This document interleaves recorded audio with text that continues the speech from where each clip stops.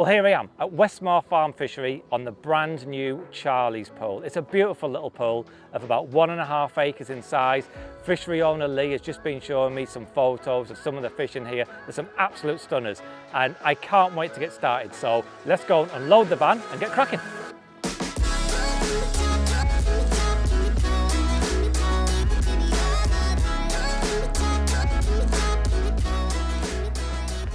Here I am in the swim. Lots of options to go at really. Lee, the lake owner, has told me about a plateau that's over towards the gap in the islands over there. I've seen a few fish showing as well actually. I've seen a couple of fish show towards the end of the island, so I'm also going to put a rod in that sort of vicinity. Actually just seeing a few little fizzes coming up there. And my other rod, I am fancying this left-hand margin. And I'm going to do that with a washing line rig, but we'll look at that in a bit more detail a bit later. But no, it's looking pretty good. Seen a few fish in the area. Yeah, I'm buzzing to get the rods out really.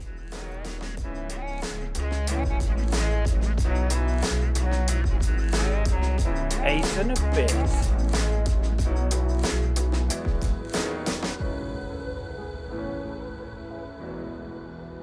Beautiful.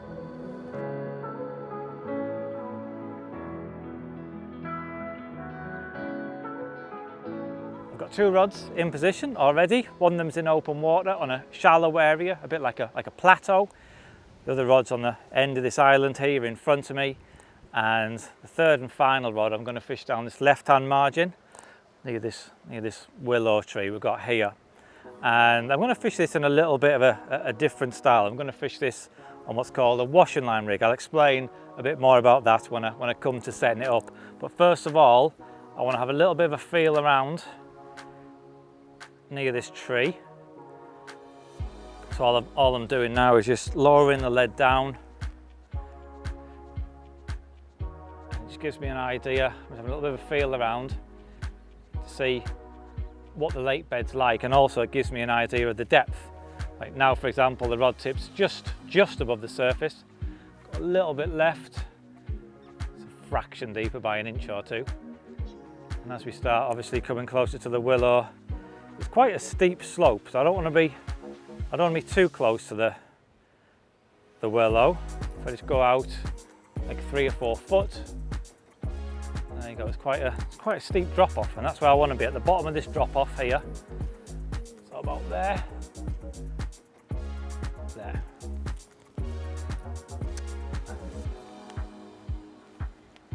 Okay, so the rig's in place now.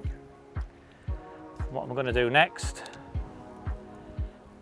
is grab hold of the line. See, I've got a storm pole and I've attached a slick bobbin there. It's important to use a bobbin where the line can be trapped in place. The line going down the bobbin into the water is just kept nice and slack.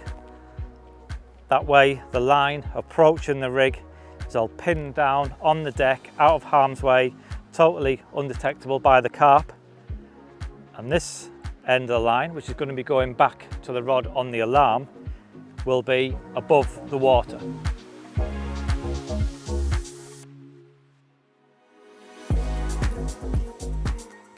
Right, I'm back at the alarms. Tighten the line as much as I can without risking pulling it out of the clip. So now all the line is above the surface of the water. Now with a nice heavy bobbin, put that on, and there you go. So all that line is above the water. When we get a take, the fish will pull the line out of the clip.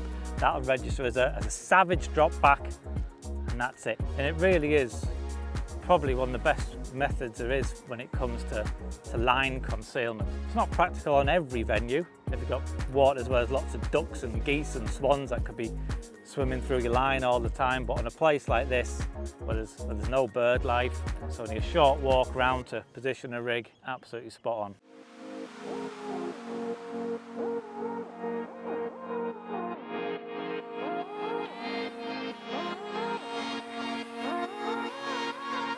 Well, it's late in the afternoon now. Nothing's happened so far, but I have received a few liners. So I know the fish are still in the area, but it's been so warm this afternoon. I think if we had caught anything, it would have been a bit of a bonus fish, but it's getting a bit more overcast now, it's cooling down, and I think as we move into this evening and tonight, I think that will be our best chance of a bite. But it really is just a beautiful place just to be. The lake itself is about 1.5 acres. There's 4 swims, each one of them is a double swim. There's 2 swims on each of the opposite banks, on the longer banks. No fishing on either end bank as well. But the way the swims are positioned, it means that each swim has its own designated water, and there's such an abundance of features too, both visual and beneath the surface. The depths seem to vary from 3 to 10 foot.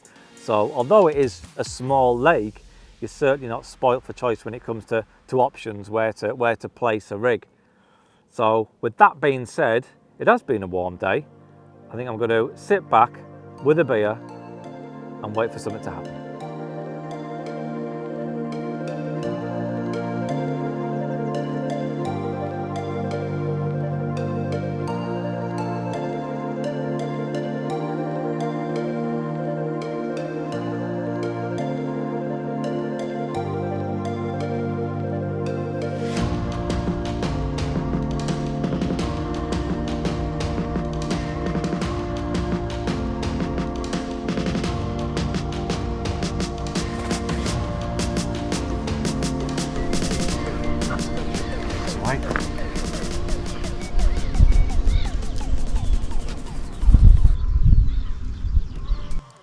Well, nothing at all happened last night.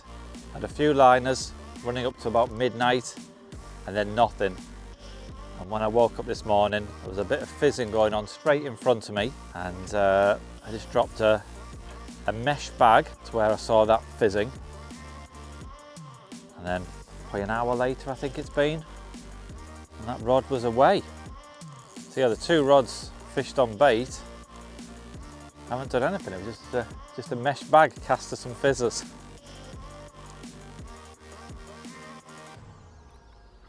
There he is. Come on. No. Come on, get in. Yes. That took a lot longer than I was expecting. What have we got here? Oh, he's a proper chunky one, that one. Proper chunky mirror.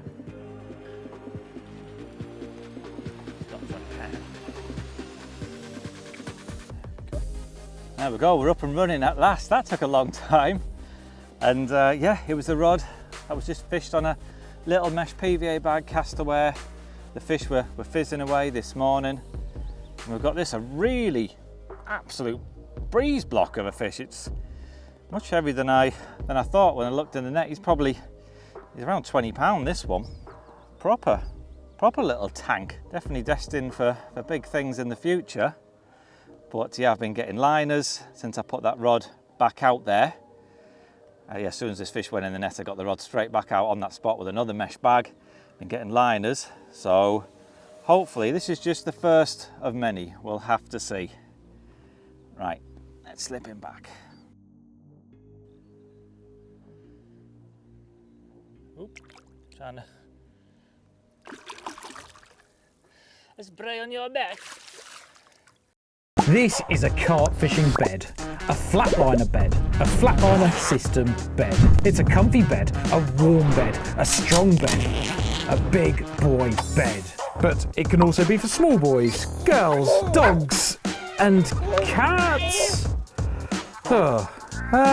Whatever you are, if you want warmth, comfort and reliability, think flatliner.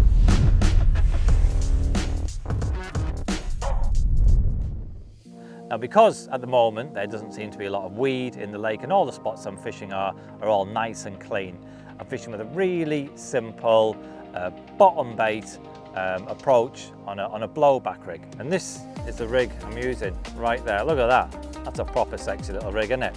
It's tied using the new Cortex soft hook link from the Naturals Edges range. I really do like this hook link material. It's got a nice soft coating. It provides just the right amount of stiffness to help with the hooking potential of the rig, and also push a balanced rig, a balanced hook bait away from the lead, but it's also soft enough that it would follow the contours when it's laying flat on the lake bed. We've got a little bit of putty there in the middle just to help keep it pinned down. That's going down to a size 7 wide gape long shank hook, and I've also got one of the kickers there over the eye to help the hook turn. Got a rig ring tied level with the barb to create the blowback effect, and the hook bait, I've got a piece of maize, and that's topped off with half a mini Northern Special pop-up just to balance it off. It just sits, just wafts around just above the hook, and obviously the bright pink offers a nice visual attractor there, nice visual topper. I've gone with the maize there because fishery owner Lee does feed the fish on a mixture of maize and particles as well as pellets and boilies. So I thought, yeah, that little a little maize hook bait with a bright topper, it's kind of akin to what they're getting fed on a daily basis, just with the extra visual sight bob there to help them home in on the hook bait. But yeah, it's worked well for me so far. One fish landed, and with conditions the way there are today, it really does feel good for another bite or two. Hopefully I can put another fish on the bag. Well, that's the size of the mesh bags that I've been using, roughly the same size as a golf ball, really. And obviously the way it works is once that PVA has dissolved, it leaves that little pile of pellets, that pile of attraction around the hook bait. And it's a great way of just nicking a bite when the fish aren't feeding particularly hard. It's just that mouthful of food there. And I think often the fish come along and just consume that mouthful of food in one go. And a lot of the times I think they can actually take the hook bait in, maybe it's by accident, I don't know. But either way, it's a great way of putting fish on the bank when they're not feeding particularly hard. And right now, actually, I'll show you how I go about tying up one of these mesh bags. So here I've got one of the PVA mesh systems, which comes with the PVA loaded on the tube there. We just drop a small handful of pellets into the tube.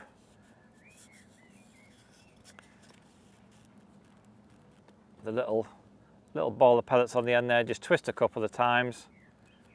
Tie an overhand knot close to the pellets, like that, pull it down tight, and then just tie another overhand knot, and I leave a bit of a tag end there, probably about 1.5 inches long, and just cut between those two knots. So all I do then is just nick the hook point through the top of the bag, wrap the bag around the hook once, and nick it back through again, and that's secure enough even for really big casts. Oh, watch your line.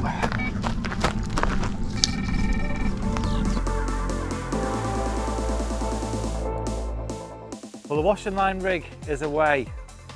I just had to walk round on that bank to my left. The line had got stuck on something, so probably a bit of flipping there. I think it maybe just gone into the bottom. Maybe it's got stuck on some clay or something. But yeah, the line was proper stuck fast. I've come round here and it's just pinged off whatever it was on. And there he is. Oh, he just popped up. There he is, right underneath my feet. Could have been quicker. I could have had him in the net then. Just suddenly sort of just give up and just floated to the surface. Go. Is that you? No.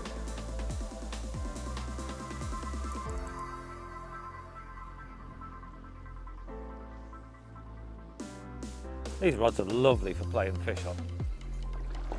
So nice. Lovely soft tippy action.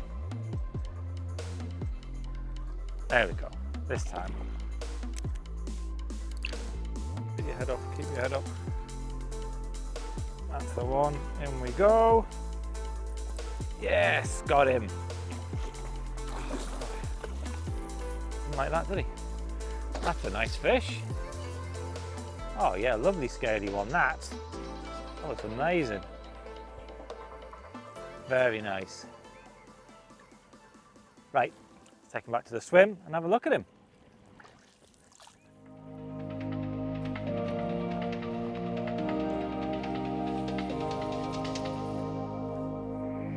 Look at that for a fish. That's an absolute stunner, that one. A And this fish fell to the washing line rig. Just along the bank to my left. It really is a deadly tactic. The ultimate in line concealment. And it's produced the goods once again. Lovely solid fish, this one, probably about 23 pounds, something like that. Lovely fish. That's made my session, that has. I'm well chuffed for that. Look at that, lovely, isn't it?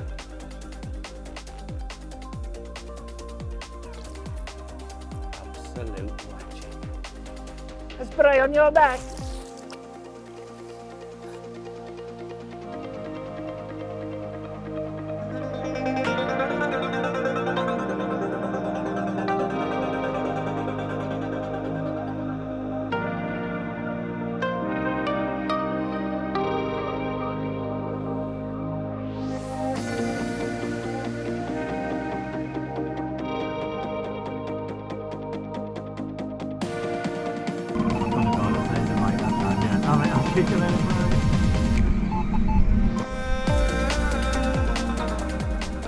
Well, I just repositioned this rod probably only about half an hour ago.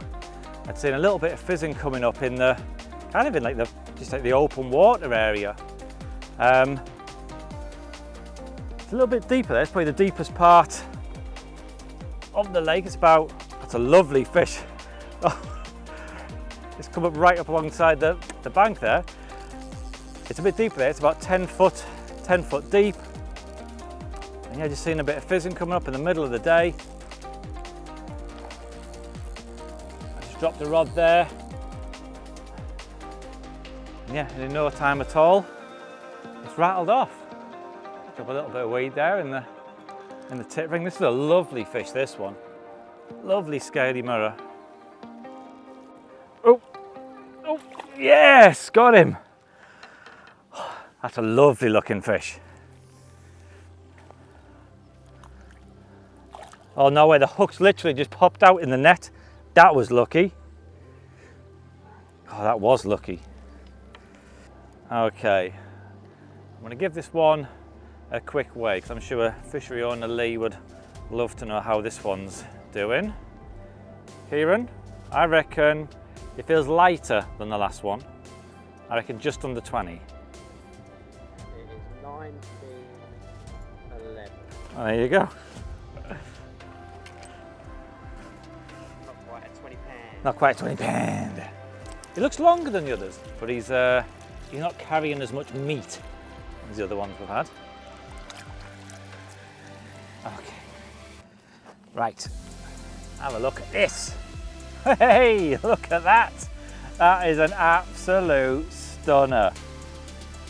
Not quite as big as the last two I've caught, but he's a lot longer, that's for sure. But he's obviously had a big spawn out, but it doesn't really matter how big they are, does it really? I mean, look at it, that's an absolutely stunning looking carp.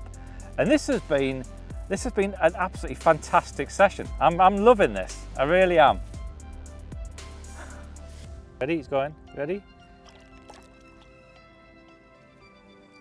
Absolute magic. A spray on your back. Okay, another one. Well, I'd just like to show you the setup that I'm using on this session, and this really is my go-to small water setup. I have got the Explorer TI rods. These are a retractable rod that can be fished at either 8 foot or 10 foot in length. They're a 3.5 pound test curve, which might sound quite pokey on a 10 foot rod or shorter, but they've got a really nice soft tip which cushions any lunges from the fish, but they've got loads of backbone down below. So if I'm fishing in tight, snaggy little swims, using them for stalking, they've got enough power there to safely extract the fish away from any snags or structures. I've coupled them rods with some EOS 10,000 Pro reels, although I have actually just taken delivery of the 10,000 XCs. They've been delivered to my house while I've been here fishing, and I can't wait to use them. But yeah, the EOS 10,000 Pro, fantastic small water reel. They really do couple well with the Explorers, with the smaller rods. They balance out perfectly. And I've loaded them reels with 23-pound Exocet on these ones. It might sound heavy, 23-pound line, but it is only 0.40 mil, which is the same diameter as lots of other 15 to 18-pound lines on the market. It's a fantastic line, sinks like a brick, highly abrasion resistant, very invisible in the water. And like I said before, although it sounds heavy, 23-pound, it's only the same thickness as most of the 15 to 18-pound lines on the market. Now you'll also notice here I'm using nice lightweight bobbins. These are the dinky bobbins on a short chain there. Because we're only fishing at short range, we don't want to be fishing with bowstring, tight lines. We want those last few yards of line to be pinned down on the lake bed, so a semi-slack line coupled with a nice lightweight bobbin, it ensures that the line around the rig is pinned down, and it also means for better bite indication at these close quarters. I've said I'm using dinky bobbins. Actually, on my other rod, I'm fishing with a heavy dumpy bobbin. That's because that's being fished over on the washing line rig, and want a nice heavy bobbin to maintain a really tight line to emphasize the drop back, which we're going to get if a fish should pick up that hook bait. Well, behind me here is the rod that's been fished over on the washing line rig, over on this margin to the left there, over by that willow tree. And I've baited that rod with a mixture of the fishery particle that they sell here. This is what's been going in the lake to feed the fish. And as well as that, also some pellets as well. These are very similar to the pellets that they, again, feed the fish on the lake, so it made sense for me to bring some of these with me. I've just been introducing a few scoops of bait over on that spot, and yeah, it's produced one fish so far on this session. Now, on the other rods, both the fish I've caught on them have fell to just a small mesh PVA bags of pellets. Pellets I've got here, just 6mm pellets in a mesh PVA bag. Now I actually did start off by spodding out a bit of bait over both those rods. A few spods again of the pellet and the particle here, but that didn't really produce anything. Had a few liners, that was about it. But after seeing fish feeding off the baited areas, that's when I decided to reel in, put on a mesh PVA bag of pellets, and in both instances, both those bites came really pretty quickly after casting towards the feeding fish. So even if you have introduced bait already into the swim, don't feel like you have to be totally committed to that baited spot. It was clear that there were fish feeding off the baited areas. I could see them fizzing away. That's why I reeled those rods in, put on mesh PVA bags, cast to those feeding fish, and in both instances, bites came pretty quickly.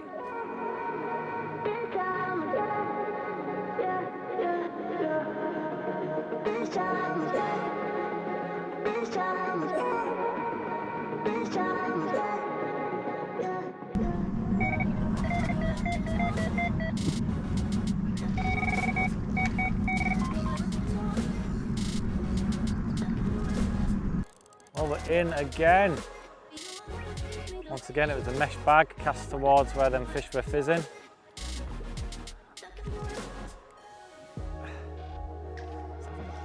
Proper good run around as well, this one. Oh, line on the other rod.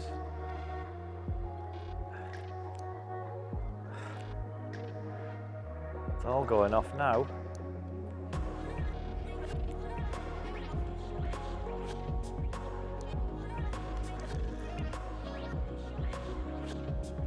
There he is. There he was.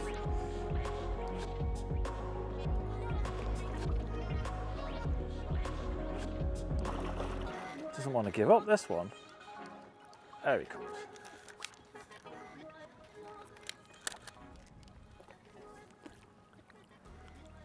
Yes. Fish number 4.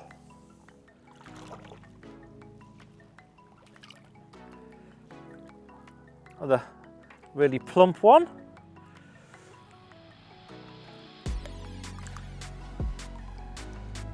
In the mouth. So here we are, fish number 4. Nice chunky mirror of around upper doubles. And I've really been enjoying this session. It's been very simple fishing, but as you can see, it's certainly been very effective. As we go into this evening, it's cooling down, there's fish moving around, and although we have to be off early in the morning, I do feel like there's possibly one more chance before it's the end of this session. So I'm going to slip this fella back, get another mesh PVA bag out there, and see if we can catch just one more or two. Absolute magic. A spray on your back. Loves it.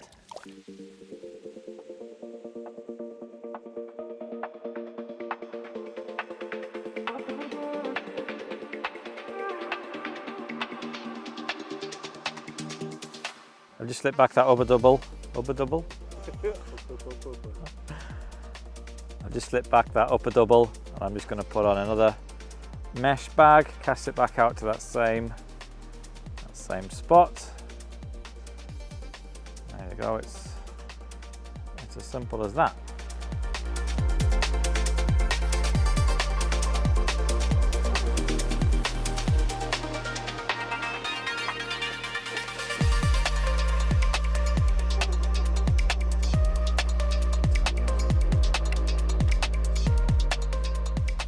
Well, it hasn't been long since we slipped that last fish back, and the other rod's away.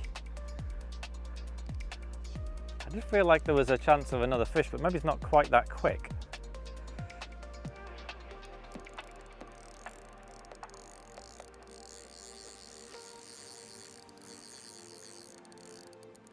How's it feel? Doesn't feel a bad fish again. It's having a proper go.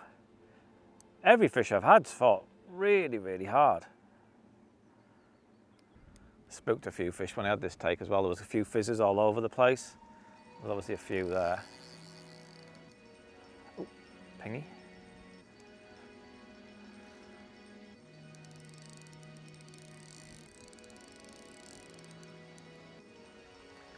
Yeah. Here he comes. Bash! Get in that net, I think is what you have to say.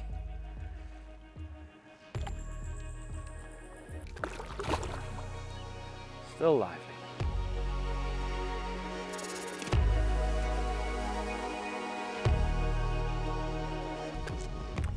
There we go, fish number 5.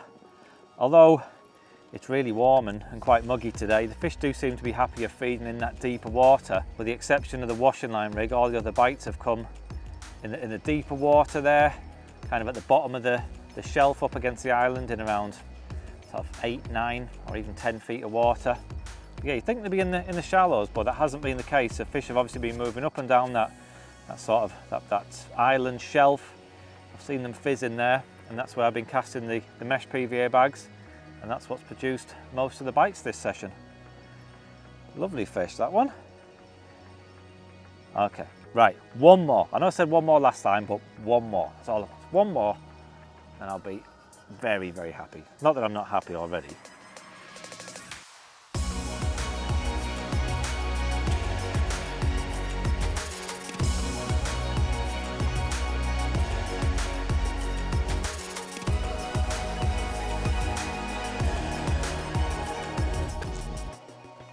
We're going into the final night of the session now, and what a day it's been. 5 fish landed, couple of scaly bangers, couple of 20s, but since I slipped that last fish back, it has gone a bit quiet. I've not had any liners or indications, so it's looking like it could be a quiet night tonight, but I still think there's a chance of just one more fish before we have to be packed up and on the road early in the morning.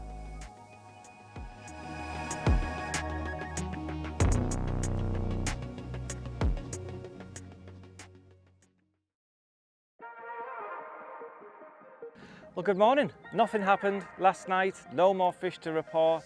Today's a very different day compared to yesterday. When I woke up at first light, I expected to see fish fizzing and feeding, and there's been none of that. I haven't seen a fish this morning. Yesterday conditions were absolutely perfect, and I think the fish took full advantage of those conditions and really got on the feed.